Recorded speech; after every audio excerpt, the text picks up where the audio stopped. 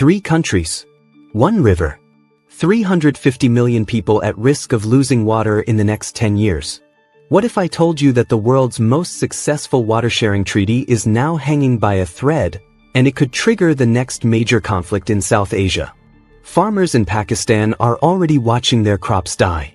Families in India are fleeing flood zones. And Afghanistan? They're building a dam that could change everything. But before we dive in, if you're new here, hit the subscribe button and leave a comment. I subscribe. And I'll personally welcome you into the family. With that said, let's get started. Meet Rashid. He's 58, a rice farmer from Punjab, Pakistan. His family has worked the same land for 4 generations, every season fed by the waters of the Indus River. For decades, the water came like clockwork. Plant in April. Harvest in October. Repeat. But in 2024, Rashid's rice yield dropped 43%. The water that used to flow predictably from upstream? It stopped coming on time. Some weeks it was too much, flooding his fields. Other weeks, nothing. His neighbors are selling their land. His son is talking about moving to Lahore to drive a taxi. Rashid's crisis isn't an accident. It's the result of a perfect storm brewing across South Asia.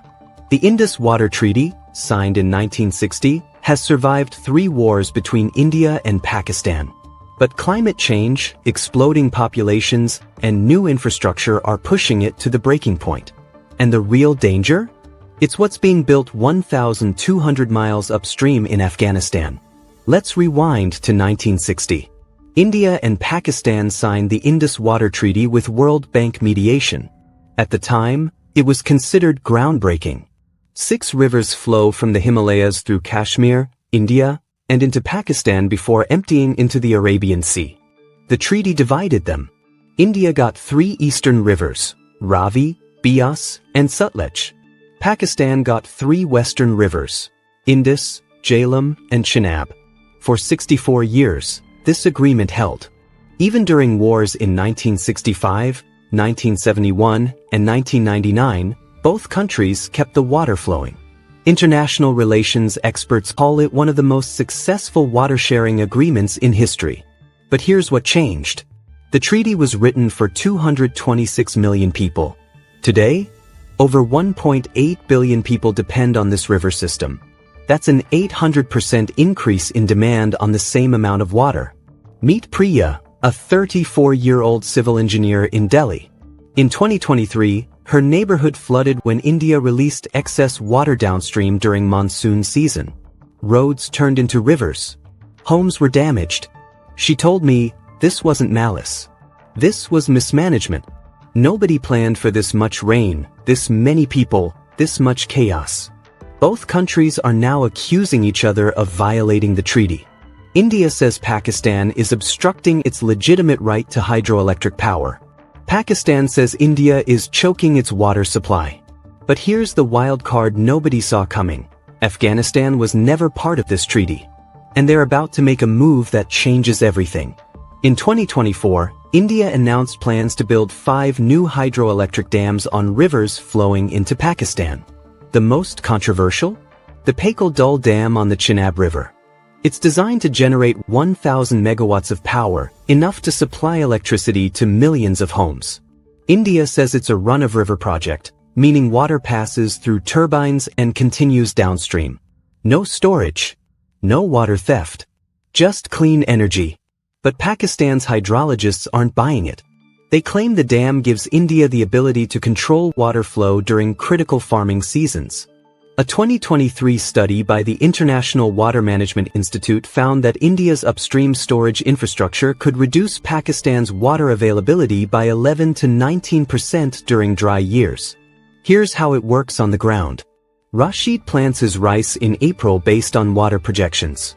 If India holds water for power generation in the spring and releases it in the summer, his seedlings die in the ground before the water arrives. By the time the flow increases, it's too late to replant. He's lost the season. India insists it's not violating the treaty. They point to legal clauses that allow run-of-river projects. Pakistani water experts dispute the technical definitions. It's a legal and technical standoff with real human consequences. Pakistan is already one of the most water-stressed countries on Earth. By 2025, it may face absolute water scarcity. That's less than 500 cubic meters of water per person per year. The United States has about 8,800 cubic meters per person. Pakistan is running on fumes. But there's another player in this game. India isn't just building dams for electricity. There's a strategic element. The Baglihar Dam, completed in 2008, proved India could temporarily hold water during planting season. Pakistan protested. The World Bank ruled mostly in India's favor. But the precedent was set. India now has infrastructure that gives it leverage. Pakistani farmers noticed the pattern.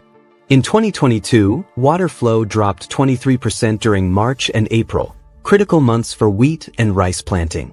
Then it surged in July, causing floods. The timing felt deliberate, though India denied any manipulation. Here's the thing about water as a weapon: you don't have to stop the flow completely. You just have to make it unpredictable. Farmers can't plant if they don't know when water will come. Banks won't give loans for crops if the harvest is uncertain. Rural economies collapse in slow motion. And just when tensions couldn't get any higher, Afghanistan made an announcement that sent shockwaves through the region. In early 2024, Afghanistan announced plans to build the Kunar Dam, a massive infrastructure project on the Kunar River, which feeds directly into Pakistan's Kabul River and eventually into the Indus. This isn't a small project. Afghanistan wants to irrigate 1.7 million acres of farmland and generate 1,400 megawatts of electricity. For a country devastated by decades of war, it's a lifeline. It's economic survival. But here's the problem: Afghanistan was never part of the Indus Water Treaty. They have no legal obligation to consult Pakistan or India. As far as international law is concerned, Afghanistan can do whatever it wants with its rivers. Pakistani officials estimate the Kunar Dam could reduce water flow to Pakistan by 16 to 20% during summer months, exactly when farmers need water the most. That's on top of the reductions from India's dams. It's a double squeeze. Meet Zara, a 29-year-old teacher in Jalalabad, Afghanistan. When I asked her about the dam, she said, "For decades, Afghanistan's water flowed downstream while we had droughts, while our children went hungry, while our crops failed. Why shouldn't we use our own rivers? We've suffered long enough." She's not wrong. Afghanistan has one of the lowest per capita water availability rates in the region despite being upstream. The international community largely ignored Afghanistan's water needs during decades of conflict. Pakistan has sent 5 diplomatic notes to Afghanistan since 2023, requesting negotiations. Afghanistan hasn't responded to a single one.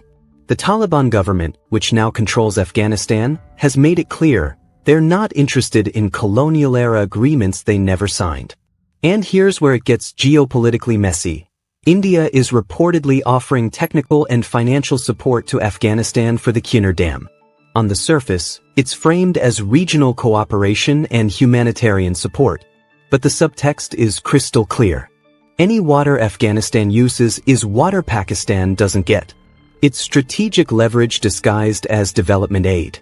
For India, supporting Afghanistan's dam serves multiple purposes. It builds goodwill with Afghanistan's new government. It creates economic ties.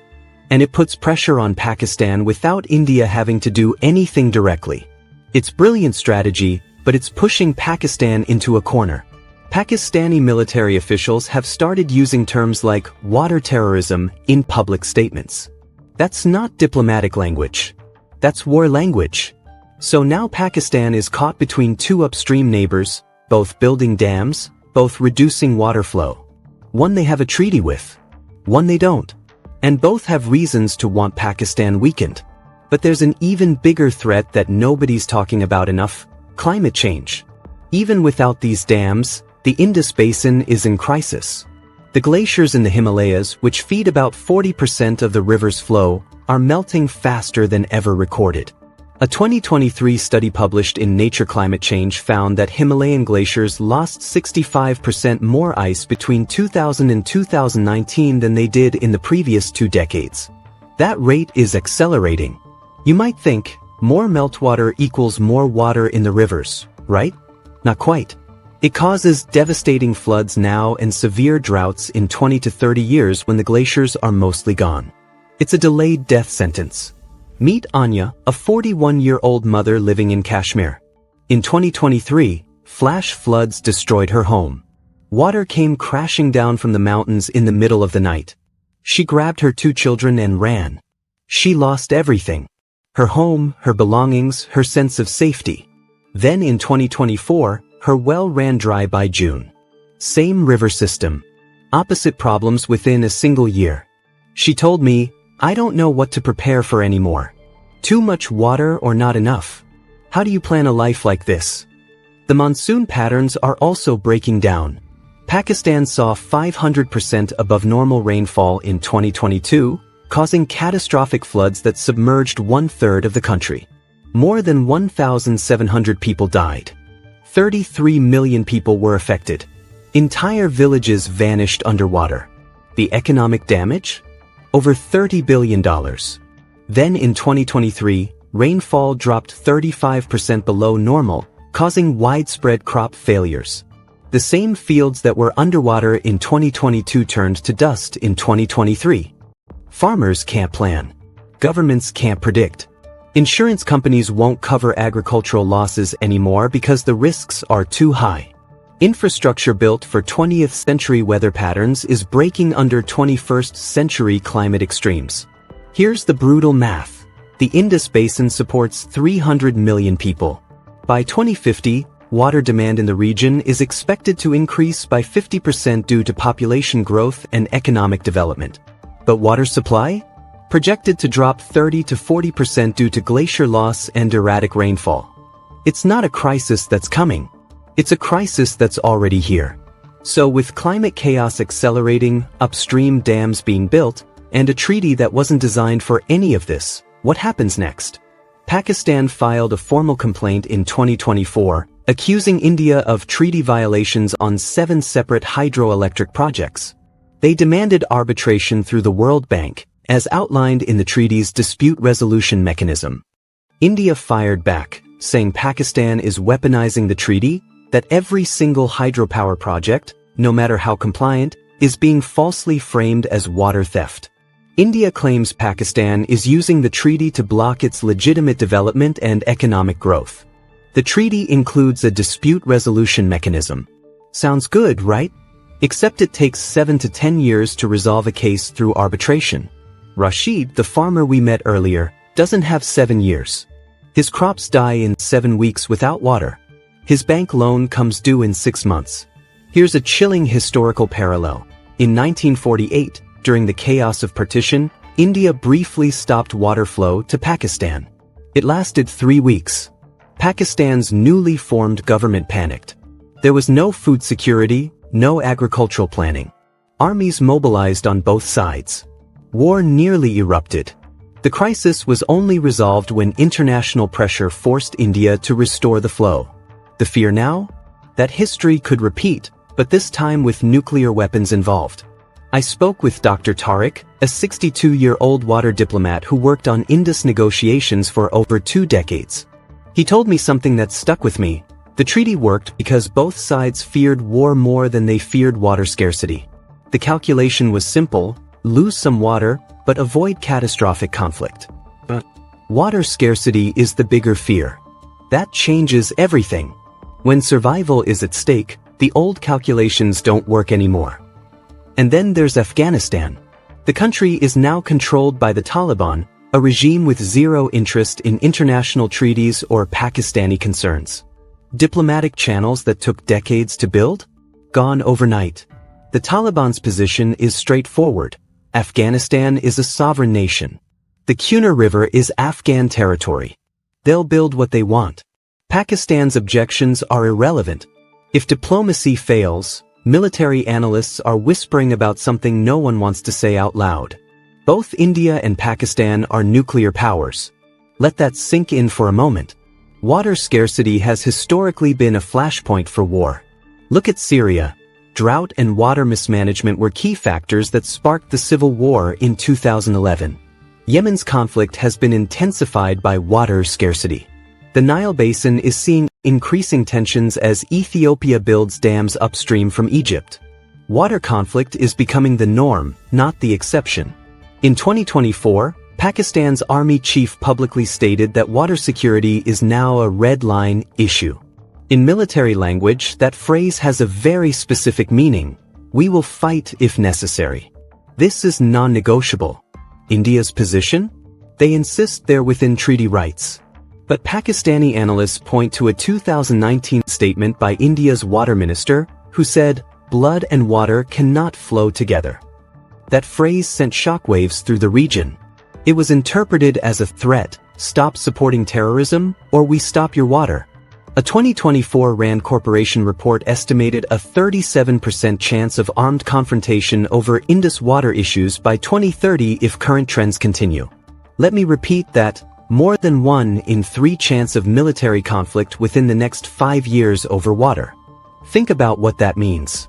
2 nuclear powers, both facing domestic water crises, both under pressure from nationalist populations, both led by governments that can't afford to look weak.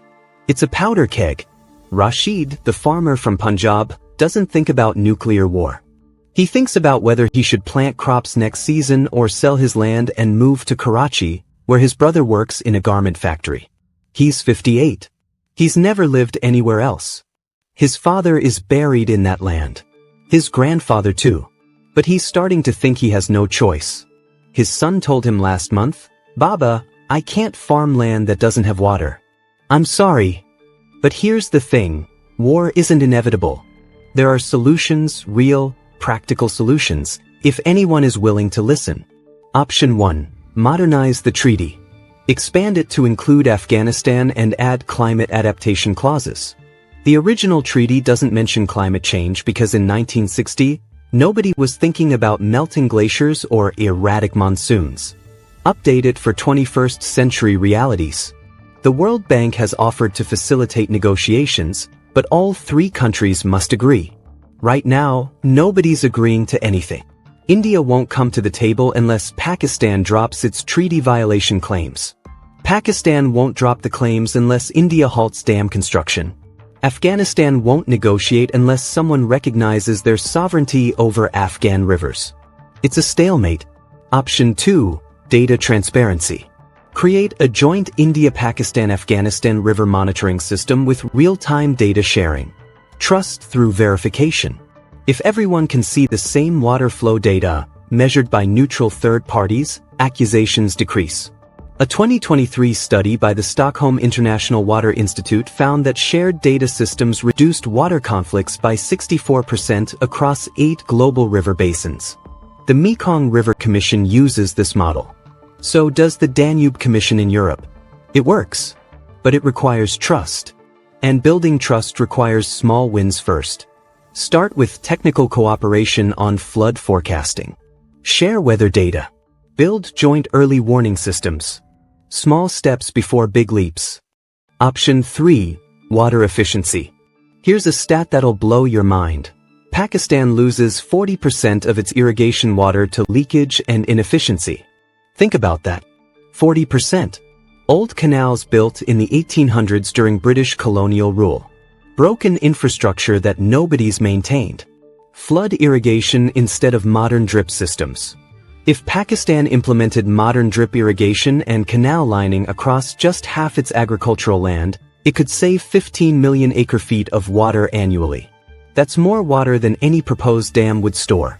The solution might not be building more infrastructure upstream. It might be fixing what's already there. Meet Hassan, a 38-year-old farmer in Sindh, Pakistan. In 2023, he switched to drip irrigation after attending a government workshop. His water use dropped by 50%. But his crop yield? It increased by 22%. Better irrigation means less water wasted and more moisture exactly where plants need it. Hassan is now teaching his neighbors. He's created a small cooperative. They bulk buy drip irrigation equipment to reduce costs. In 2 years, 47 farms in his area have switched. They're using half the water and producing more food. That's the solution multiplying. But it requires investment. It requires government support. It requires believing that efficiency can be more powerful than control. Option 4. A regional water market. Allow water trading between provinces and countries during surplus years. It's essentially a water bank system. Australia uses this successfully in the Murray-Darling Basin. Here's how it works. If Punjab has extra water one year, they can sell credits to Sindh or even across borders to India. It incentivizes conservation and efficiency. If you save water, you can profit from it. If you need extra water, you can buy it instead of fighting for it. It turns water from a zero-sum conflict into a tradable resource. But again, it requires trust. It requires functioning institutions. It requires believing your neighbor won't cheat the system. But here's the brutal reality. All of these solutions require trust. And right now, trust is the one thing nobody has. Climate change is accelerating. Populations are exploding. Dams are being built. And diplomatic channels are frozen. By summer 2025, Afghanistan's Kunar Dam will begin construction. Pakistan has vowed to take all necessary measures to protect its water rights. That language is deliberately vague. Does it mean more diplomatic pressure? Economic sanctions? Or something worse? India is watching closely, knowing that any instability between Pakistan and Afghanistan could spill over. If Pakistan takes military action against Afghanistan, India has to decide, do nothing and look weak, or support Afghanistan and escalate tensions. Rashid is 58. His son is 32. His grandson is 7. 3 generations, all depending on water that's flowing less and less reliably every single year. But this isn't just about India, Pakistan, and Afghanistan. The Nile Basin in Africa, 11 countries fighting over water as Ethiopia builds the Grand Renaissance Dam. The Mekong in Southeast Asia, China building dams upstream while Vietnam's rice fields turn to salt. The Colorado River in the United States, so overused it barely reaches the ocean anymore. 10 major river basins around the world are facing the exact same crisis. Different countries, different rivers, same problem. How do you share water in a warming world? The 21st century's wars might not be fought over oil. They might be fought over rivers. Here's what I want to know.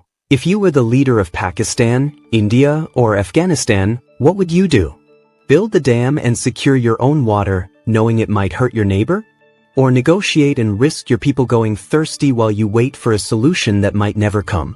Because here's the uncomfortable truth. There's no perfect answer. Every choice leaves someone without enough water. Every decision has consequences. And time is running out. Drop your solution in the comments. And if you think I missed something critical about this crisis, if you have expertise, family in the region, or just a perspective I didn't cover, call me out. I read every response. 1 river. 3 countries.